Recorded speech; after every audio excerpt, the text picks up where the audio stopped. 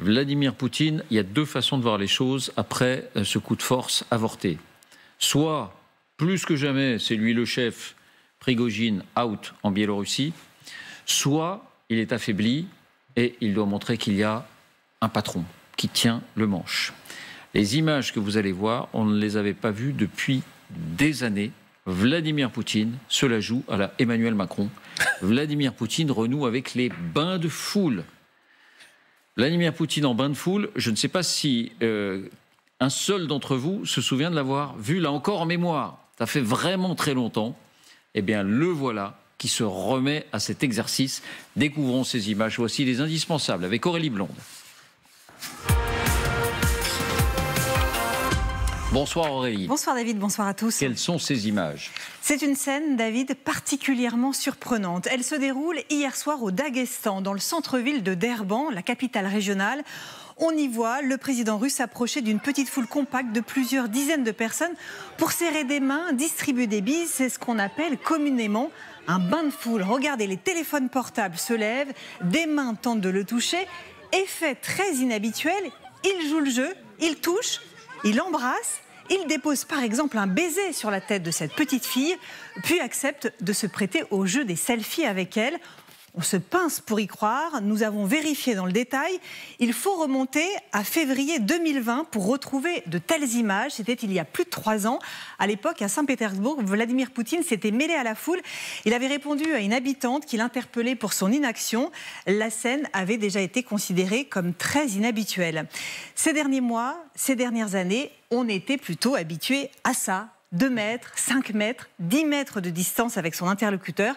Et on se souvient encore qu'il y a peu, Vladimir Poutine imposait des quarantaines strictes à toute personne qu'il rencontrait. Et encore, les images de Saint-Pétersbourg, il n'embrassait pas, il ne se mêlait pas, il discutait à distance. Là, on voit tout d'un coup un Vladimir Poutine tactile, proche du peuple. Oui, proche du peuple. Alors, ce bain de foule, vous nous le dites, n'a rien d'innocent. Oui, David, tout est mis en œuvre depuis samedi, vous l'avez dit, pour montrer qu'il y a un patron, un seul patron, qu'il est plus que jamais aux manettes, qu'il s'appelle Vladimir Poutine et qu'il bénéficie du soutien total de la population.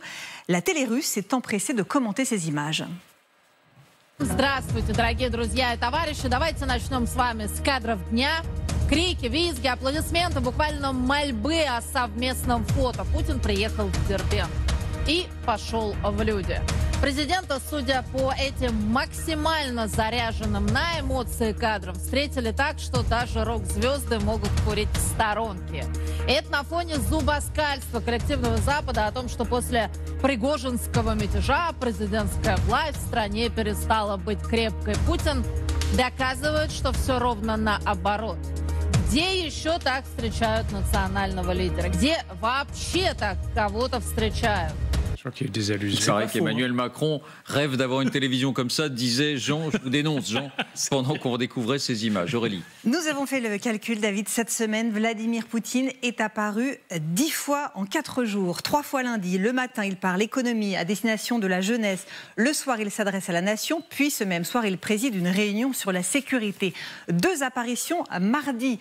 Le matin, mardi, vous allez le voir face aux militaires au Kremlin, l'après-midi face aux généraux au ministère de la Défense. Enfin, 4 apparitions mercredi. La première lors de la visite d'une mosquée le matin, la deuxième sur le thème du tourisme en début d'après-midi, la troisième face aux élus locaux en milieu d'après-midi et enfin ce fameux bain de foule hier soir, tout cela donc au Daghestan. Vous êtes convaincus, Poutine est là, bien là? Pas tout à fait. Eh bien, ça continue. Retour à Moscou ce matin et le voilà, un forum sur l'innovation en train de faire du dessin. Et qu'a-t-il dessiné? Un visage souriant, vous l'apercevez. La sérénité, vous dit-on. 11 Vladimir Poutine, donc en 3 jours et demi. Effectivement, le message, s'il ne passe pas, c'est à désespérer. Isabelle, d'abord, revenons sur les images de ce bain de foule. Alors, c'est vrai qu'on n'était pas du tout habitué à ça. Comment ça se passe, un bain de foule comme ça, quand c'est organisé par le Kremlin? Ces gens qui sont là sont venus tout à fait spontanément, ils n'ont pas du tout été contrôlés. Non, alors c'est vrai que ces images à Derbent sont assez étonnantes, mais puisque jusqu'à présent, nous étions habitués à un Vladimir Poutine avec des figurants. La plupart du temps, quand il pique-nique, quand il va pêcher le brochet, quand il s'adresse à des pêcheurs, ce sont les mêmes figurants. Et d'ailleurs, on les a retrouvés un peu partout. Donc là, ces images sont très étonnantes. Maintenant, on est dans le théâtre, hein, c'est de la propagande, c'est du théâtre, et donc il faut montrer effectivement que Poutine est aimé, que Poutine est soutenu, et qu'il insiste dans tous ses discours sur l'unité du peuple et l'unité de l'armée. C'est ça que pour lui la priorité, donc il faut montrer ça. Maintenant, pourquoi le Daghestan aussi ? Alors, le Daghestan, parce que c'est important.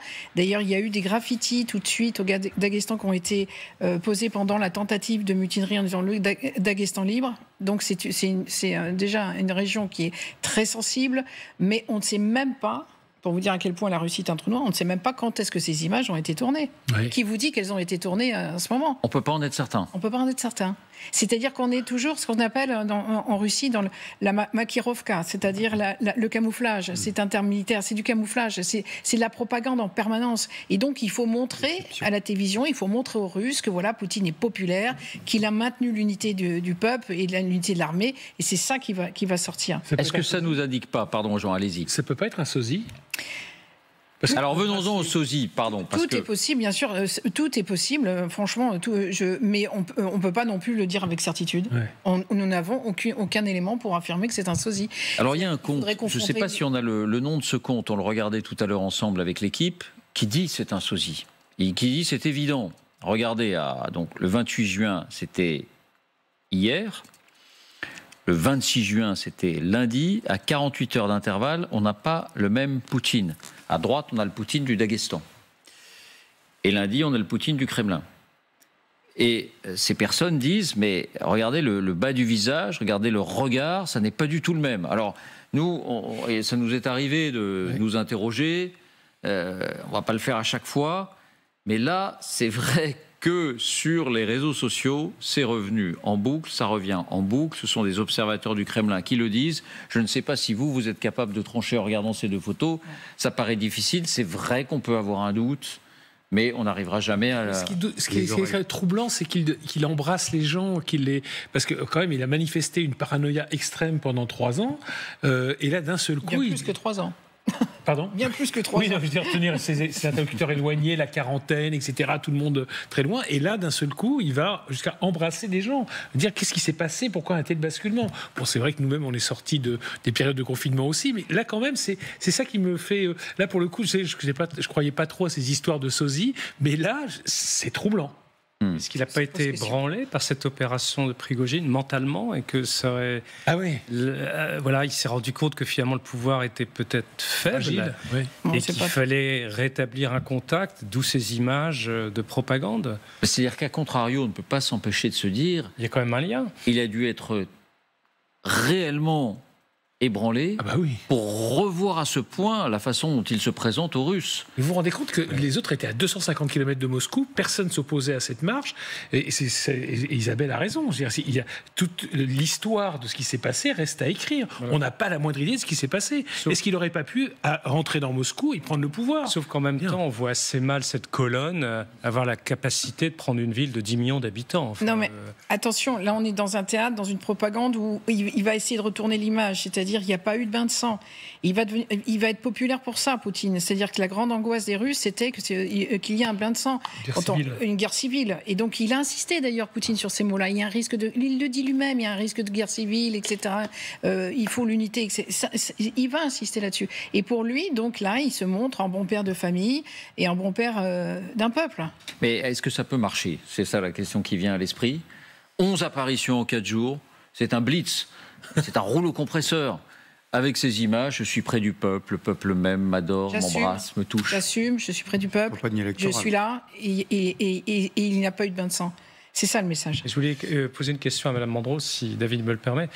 Le Daghestan, c'est toutes ces provinces ethniques, en quelque sorte. Or, on a beaucoup recruté pour la guerre en Ukraine, dans ces provinces-là, précisément.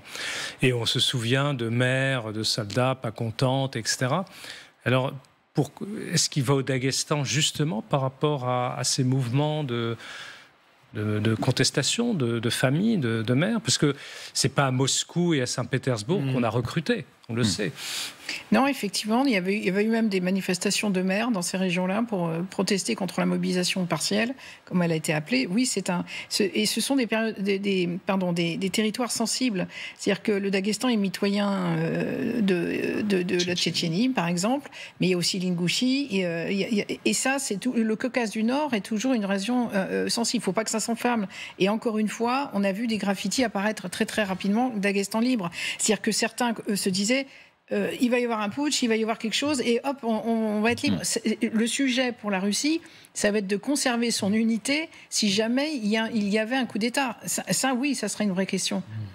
Dominique, oui, votre réflexion devant ces images. Juste 2 points, en revenant à ce qui s'est passé samedi. En fait, s'assurer de la sécurité proche de Moscou et de la capacité d'arrêter cette rébellion, pour l'appeler comme ça, à ce moment-là. Une fois cette chose faite, il y a 2 manœuvres à faire, montrer qu'on est le chef et prendre des mesures de sanctions vis-à-vis de tous ceux qui ont trahi. Ils appellent de traîtres, d'ailleurs. Donc, c'est les 2 manœuvres qui sont en cours. Là, les services sont en train de s'occuper de faire le tri. Et lui, vers l'extérieur, il montre qu'il est le chef et que tout va bien. Je rappelle qu'il y a des élections en mars 2024 en Russie. Et donc, il commence sa campagne électorale. Sur le fait, comme vous le dites très justement, que je suis la stabilité. Je suis celui qui fait qu'il n'y a pas eu de bain de sang et qui vous apporte, parce qu'ils ont eu peur aussi, un certain nombre de Russes. On l'a vu à Moscou, en interrogeant, les gens étaient quand même un peu posés des questions. Eh bien, je suis celui qui apporte la stabilité, de même que quand je suis arrivé au pouvoir, j'ai arrêté le gigantesque cirque qu'il y avait à cette époque-là. Eh bien là, vous l'avez échappé belle, mais c'est grâce à moi. Ça. Élection entre guillemets. Hein. Oui, non, mais bien 24 ans, parce que déjà, ça fait longtemps qu'il y a non, mais évidemment, mais c'est pas. Parce que la question qu'on se pose, c'est est-ce que nous ne regardons pas les événements de samedi avec nos yeux d'occidentaux.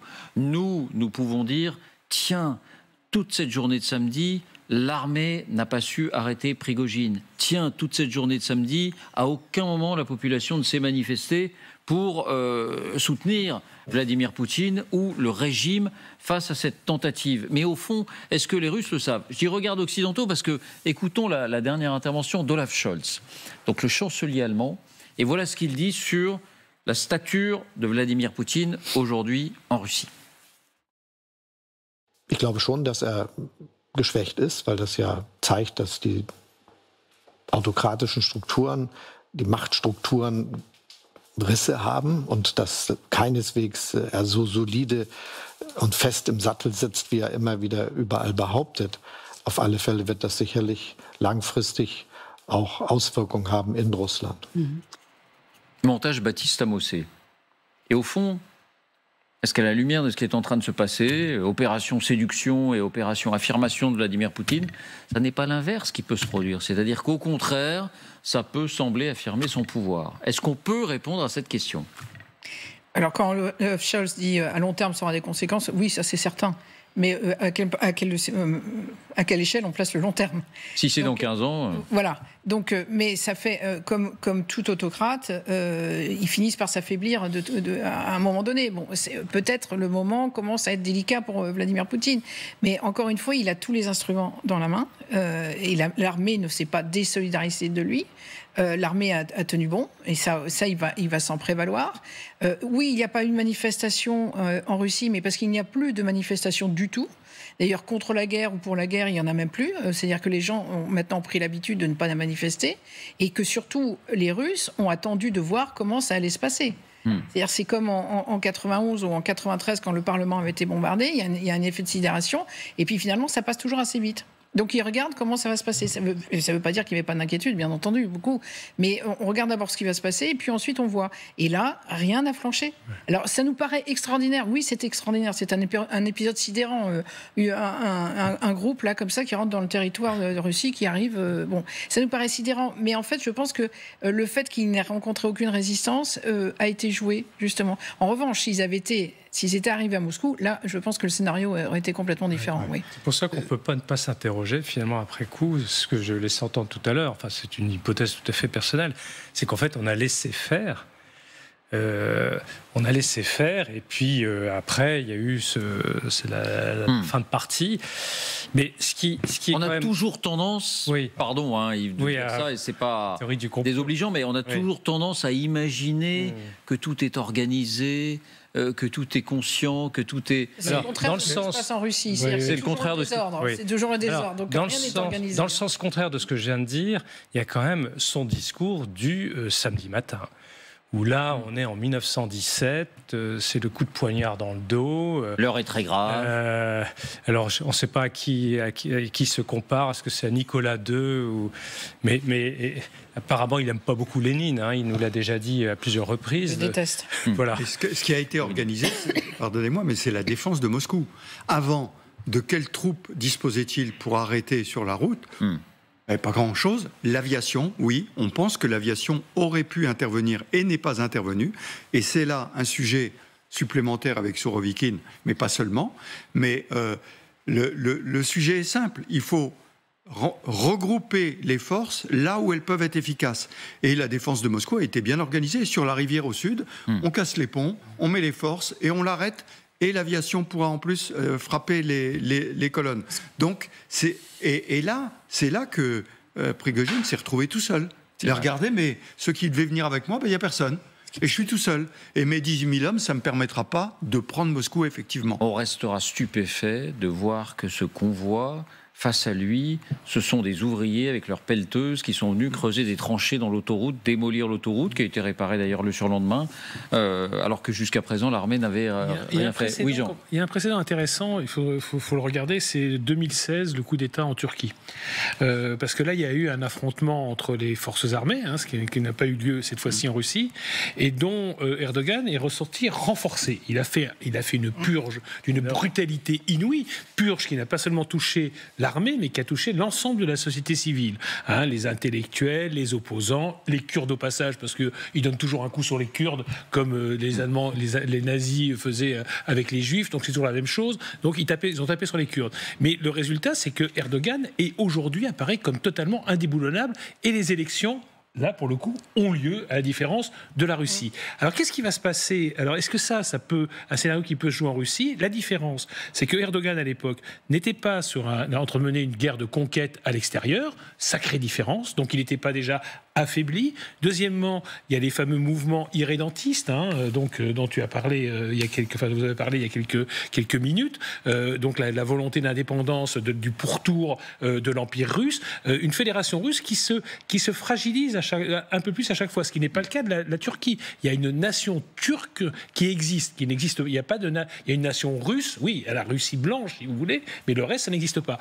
Donc, mais pensons au précédent Erdogan. N'oublions jamais le précédent Erdogan, où finalement, quand on survit à un putsch, on en est plus fort. Je crois qu'ils se sont parlé d'ailleurs pendant le week-end. Oui, absolument, parce que Poutine avait été le premier à appeler Erdogan lors du putsch de 2016, et donc Erdogan lui a rendu l'appareil. Mais ce qu'il fallait à tout prix éviter, à mon avis, c'est le bain de sang. Parce que qu'on aurait-on dit, ça y est, ils s'entretuent entre eux, etc. C'était du pain béni si je puis dire, pour les Ukrainiens. Et donc il fallait absolument éviter ça. Il y a aussi un aspect que nous n'avons pas abordé, c'est-à-dire quel est le contenu exact de l'accord qui a été passé avec Prigojine. C'est toujours le mystère. Il est peut-être toujours en cours, d'ailleurs. Qu'est-ce qui a été passé, qu'est-ce qui a été négocié, qu'est-ce qui a été passé, que deviendra vraiment le groupe Wagner, évidemment, est-ce qu'il va se reconstituer sous une autre forme, etc. Il y a énormément de questions qui se posent là-dessus. Donc, c'est pas. Mais le principal, à mon avis, était d'amener. Et ce qui est intéressant, il ne faut pas oublier aussi le discours de Prigojine. Moi, je pense que c'est quelque chose qui a pu porter. C'est quand Prigojine dit toutes les raisons de la guerre en Ukraine sont fausses.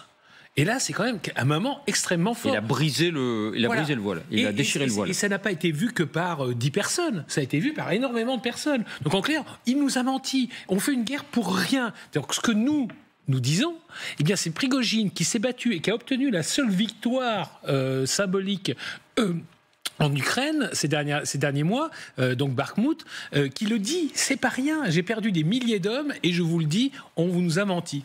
Oui, mais je pense que tout de suite en disant tu as gagné 1 milliard d'euros. Oui, mais je pense que sur la négociation Wagner-Prigojine, c'est pas terminé. Tout ce qu'on connaît aujourd'hui de la négociation, c'est simplement les Wagner peuvent rejoindre l'armée russe ou aller en Biélorussie et Prigojine rejoint la Biélorussie. Mais tout le reste du sujet, qui est la partie rentable, parce que Wagner en Ukraine, c'est une erreur de casting. C'est des bataillons parce que l'armée n'est pas capable de les mettre. Mais le vrai rôle de Wagner, qui est la déstabilisation en Afrique, au Moyen-Orient, etc., et qui est rentable. Parce que là, ce n'est pas 1 milliard qu'on met sur la table, c'est le Mali qui paye avec l'or et c'est la Centrafrique avec les diamants. Et cette partie-là, à mon avis, Prigojine, là, doit être en train de la négocier. Pourquoi ? Parce que c'est son assurance vie. S'il réussit à rester dans un système comme ça, pour un temps, hein, mais s'il reste et rester la clé de ce système-là, ça peut intéresser Poutine. Je pense que ça n'aura qu'un temps. Mais c'est probablement la négociation qui est en train de se faire aujourd'hui. Lavrov a appelé immédiatement les présidents, enfin les responsables africains, en leur disant « Vous inquiétez pas, Wagner va rester ». Hein, tout de suite. Et le président Touadéra, Centrafrique, a dit « Si on nous remplace Wagner par Beethoven ou Mozart, on est content ». Donc ça veut dire, vous changez le nom, vous mettez un truc, et puis on est content. Donc je pense que c'est là que se situe la négociation aujourd'hui sur laquelle on n'a rien. Et une négociation qui peut porter sur plein de dossiers. Bien sûr. Prigojine a tous les dossiers. Il ne faut pas oublier que c'est le roi des trolls et c'est lui qui a participé à l'ingérence dans l'élection américaine de 2016. Alors reste à savoir si on peut faire il a énormément de dossiers. Si on peut faire du Wagner sans Prigojine, en fait. C'est ça. Parce que c'est évident, c'est un atout énorme. Les trolls, les élections truquées, le Mali, le Centrafrique, le Mozambique, le Soudan, toujours en Syrie, en Libye aussi. Donc tout ça, c'était des atouts, avec des guillemets, pour la diplomatie et la présence russe dans le monde. Mais après tout, Prigojine, il y a peut-être d'autres Prigojine qui pourraient faire le travail. Parce que quand même, Prigojine, c'est le général qui évoquait ça, a quand même mis les choses très clairement en expliquant dans son fameux discours que c'était pas du tout l'OTAN et l'Ukraine qui s'apprêtaient. C'est ces gens qui disaient ça. Voilà, ou ces gens, pardon. C'est ce que nous disons toujours. Mais dans la propagande russe, c'est évident que depuis le début, c'était une opération défensive. On allait nous attaquer, une guerre préventive. Et là, il l'a dit. Alors je ne sais pas si ça peut avoir beaucoup d'effets.